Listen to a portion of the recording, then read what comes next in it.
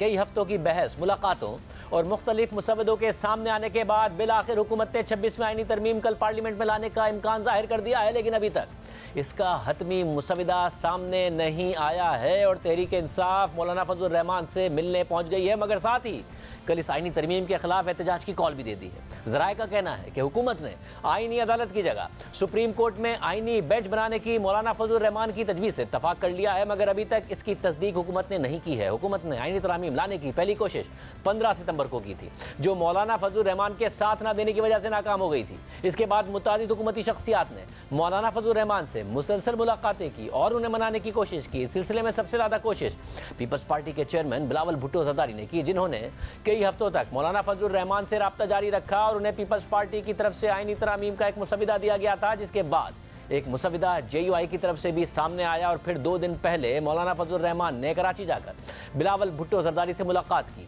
और यह ऐलान किया कि दोनों जमातें एक मुसवदे पर करीब आ गई हैं। इसके बाद गुज़िश्ता रोज़ लाहौर में एक बड़ी मुलाकात हुई, जिसके मेज़बान नून लीग के सदर नवाज शरीफ थे और उसमें सदर मुमलिकत आसिफ अली जरदारी, वज़ीर आज़म शहबाज शरीफ, बिलावल भुट्टो जरदारी और मौलाना फजल रहमान भी शरीक हुए। इस इशाइये में सियासी क़यादत की आईनी तरमीम पर तवील बातचीत हुई, मगर कोई मुसवदा सामने नहीं आया। नून लीग के सेनेटर इरफान सिद्दीकी ने कहा कि उम्मीद है कि कल आईनी तरामीम सेनेट के इजलास में पेश हो जाएंगी। कंसेंसस के बहुत करीब पहुंच चुके हैं, सिर्फ एक फूंक मारने की देर है। वो इंशाल्लाह अभी बैठे हुए हैं। ये कमेटी मारेगी इंशाल्लाह। बहुत जल्द कंसेंसस कम्प्लीटली हो जाएगा, जो कि 80-90% बड़े मामलात पे हो चुका है। कुछ छोटी जुज़ियात हैं, उन पे इंशाल्लाह आज काम हो जाएगा एंड होपफुली कल तरामीम जो है वो सेनेट में पेश होगी। जबकि पीपल्स पार्टी की रहनुमा शेरी रहमान ने कहा है कि पीपल्स पार्टी और JUI का एक मुसवदे पर इत्तफाक हो गया है, लेकिन तहरीक इंसाफ ने आज मुसवदा नहीं लिया है और कहा है कि वो JUI से मिलकर हम आहंगी तलाश करेंगे। तहरीक इंसाफ के सेक्रेटरी जनरल सलमान अकबर ने कहा है कि आईनी बेंच की तजवीज़ एक बेहतर तजवीज़ है, इस हवाले से बात हो सकती है। दूसरी जानिब चेयरमैन तहरीक इंसाफ बैरिस्टर गौहर खान ने दावा किया है कि आईनी तरमीम के लिए हुकूमती बेंचेस से 7 अरकान तरमीम के हक़ में वोट नहीं देंगे। उन्होंने ये भी तस्दीक की कि जो मुसवदा हमें मिला है उसमें आईनी अदालत की जगह आईनी बेंच का जिक्र है।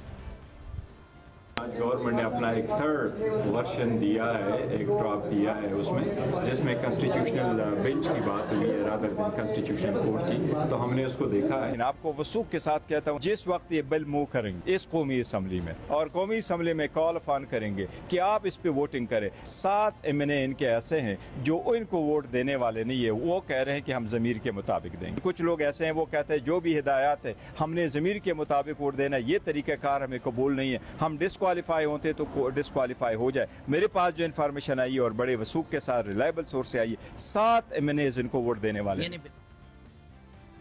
अब तक सामने आने वाले निकात के मुताबिक मुजवज़ा आईनी तरामीम के ज़्यादातर अदलिया और ख़ास तौर पर सुप्रीम कोर्ट से मुतालिक हैं और यहाँ ये बात अहम है कि चीफ जस्टिस काजी फ़ायज़ी साहब 25 अक्टूबर को रिटायर हो रहे हैं, जिसके बाद वो सुप्रीम कोर्ट के चीफ जस्टिस नहीं रहेंगे। मगर आईनी तरामीम को लेकर यह कहा जा रहा था कि वो मुमकिन तौर पर आईनी अदालत के चीफ जस्टिस बन जाएंगे, मगर अब जिस आईनी बेंच पर इत्तफाक राय की बात हो रही है उसके मुताबिक वो आईनी अदालत के चीफ जस्टिस भी नहीं बन सकेंगे। मगर हम हुकूमत से पूछेंगे कि क्या वो वाकई ये करने जा रहे हैं। इसके साथ ही अब जो तजावीज़ सामने आ रही हैं उनके मुताबिक जस्टिस मंसूर अली शाह की बतौर चीफ जस्टिस तैनाती भी हतमी नहीं है। ये सवाल भी हम उनके सामने रखेंगे, क्योंकि 3 सीनियर तरीन जजेस में से किसी एक को चीफ जस्टिस बनाने की तरमीम ज़ेर गौर होने की बातें सामने आ रही हैं। और इस वक्त चीफ जस्टिस काजी फ़ायज़ी के बाद justice Mansoor Ali Shah senior most जज हैं, उनके बाद जस्टिस मुनीब अख्तर दूसरे नंबर पर हैं और जस्टिस याया अफरीदी तीसरे नंबर पर हैं। और अगर मुजवज़ा आईनी तरमीम हो जाती है तो इन तीनों में से कोई एक चीफ जस्टिस हो सकता है। अब एक तरफ तहरीक इंसाफ मौलाना फजल रहमान से आईनी तरामीम के मुसवदे पर मुज़ाकरात कर रही है और दूसरी तरफ यही तहरीक इंसाफ कल आईनी तरामीम का रास्ता रोकने